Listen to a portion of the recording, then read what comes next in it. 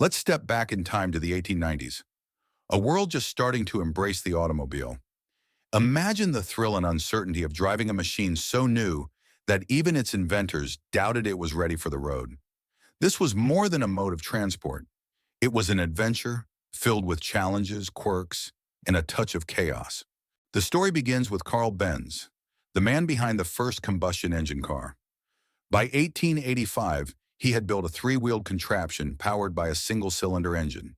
Yet Benz hesitated to sell his invention, convinced it wasn't reliable enough. Meanwhile, the French and British eagerly licensed the technology, embracing the noisy, smoke-belching vehicles. Driving back then was no easy feat. Your car was essentially a wooden frame on wheels with an engine strapped to the back. Speeds maxed out at 18 kilometers per hour, and breakdowns were frequent. Chains slipped off, lever belts wore out, and cooling systems needed water refills every 15 kilometers, often using a driver's hat as a makeshift bucket. Tires posed another problem. Early rubber tires often popped off the rims, sometimes hitting the driver's shoulder with enough force to leave them bruised.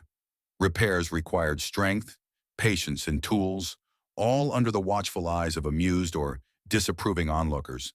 Beyond mechanical challenges, drivers faced social hurdles. Horses panicked at the sight of cars, often bolting into ditches. Pedestrians threw rocks, dogs chased vehicles, and authorities fined drivers for perceived speeding, even when their top speed was slower than a brisk bicycle ride. Yet resilience led to innovation. By the late 1890s, cars had gained pneumatic tires, reverse gears, and improved engines. Though progress was slow, these developments laid the foundation for modern motoring. Despite the odds, early drivers pushed forward. They were part mechanic, part daredevil, navigating treacherous roads and enduring ridicule.